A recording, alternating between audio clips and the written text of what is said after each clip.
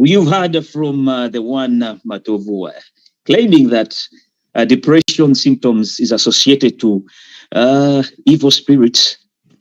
Can you please enlighten us on that if you really feel you're in line with him?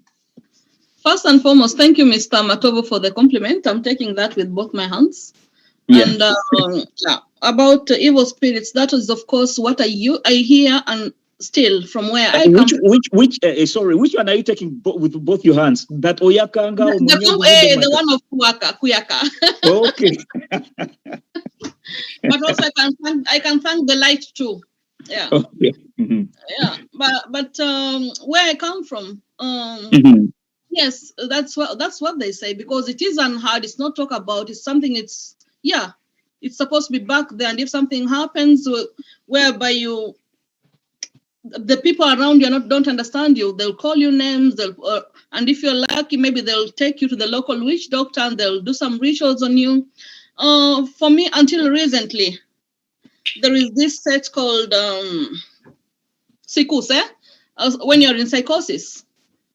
Mm-hmm. At home, we're still calling these local doctors, and but that is a state whereby a person is possessed, some kind of possessed with another voice. It could be a child, it could be an evil person telling the person to do stuff.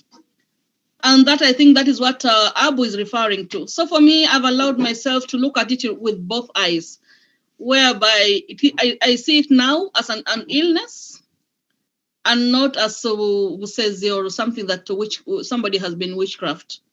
But I know the belief is where I come from, and it is unfortunate. Wow. So being the fact that it's an illness, so you advise people to take some pills for that.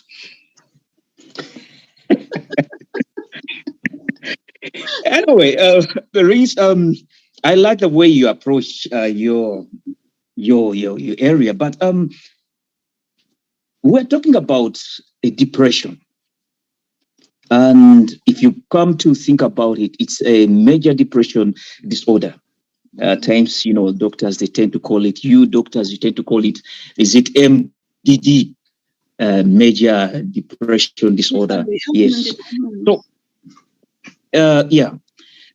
So there was an experience of someone who was saying that he was in the metro with some brother, is a black. He didn't know him actually. Then out of the blue, it was towards Christmas. Actually, it was towards Christmas. They were in the metro going. He just said, bandeke, bananyo buji.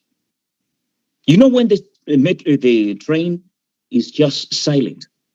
So a brother comes suddenly. I'm trying to relate that mental element you're talking about, where you're being possessed, as they claim, yet it's someone trying to speak loud. So you can chip in, yeah. There is a difference when you have a lot of disorder in your head and there are a lot of voices.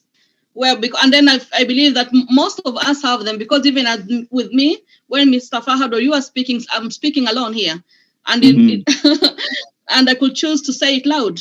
And at times it could be disturbing things that are in my head, or maybe not disturbing things, or not unpleasant things. But here, when we come to the state I was talking about, it's when you have a bad feeling about things around you, and the possession you have is about the things around you, and it's not only coming and going, it is constant there, telling you to do things, or telling you, maybe, for example, somebody who is suicidal, somebody can be convinced that is the right thing because of unworthiness, or maybe not the feeling of unworthiness. For somebody who has psychosis, it can be a voice telling you that if you go kill yourself, you'll go to heaven, for example. And that it puts the belief in you, whereby this person really wants to do that. And that is just one of the examples. Another example is maybe somebody feels like they're God when they're in that state. And then it could be even nightmares can also bring out such nightmares. A trauma that people have experienced when they were kids, because there's some people whereby when they were teenagers, they could not remember anything. And then when they grow older, these memories come, they start living these memories again. And they are waking up, and then they don't know where these memories are coming from. And then they can be so disturbing. And then in a system whereby one can get help, then it's easy. In a system where one cannot get help, then it's very unfortunate. And then for me, I feel that we should be very careful when saying the term depression and calling people depressed, because for a person to be called, for it to be called a depression, one must have undergone checkup to really ensure that by a specialist. And then about identification, it's not easy to identify, but just checking on the people, on our loved ones, even our neighbors, and even just a smile can make a difference. And then I know that it's not easy for friends, or even me, if I have something that is really bad, I'll not tell my closest.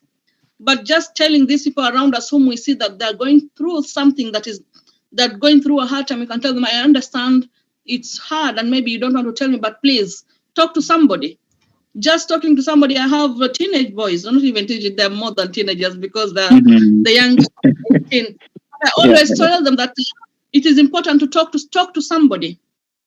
Talk to somebody. Like, I also have siblings. I can tell them that I see that my son, can you please take him out and talk to him and just don't start looking for mistakes, but just take him out and maybe he will open up. Because talking about problems, you don't have to go and say, yeah, but I feel you're like this. No, even just like Mr. Fahad said, offering a cup of tea. You're like, take the person out, go for a walk. All those are things that can help, preventative methods that can help avoid deeper depression. Because we can all go into moments whereby things are not okay. But also it's about owning what we are really going through. And with that, you need help to be able to learn coping skills.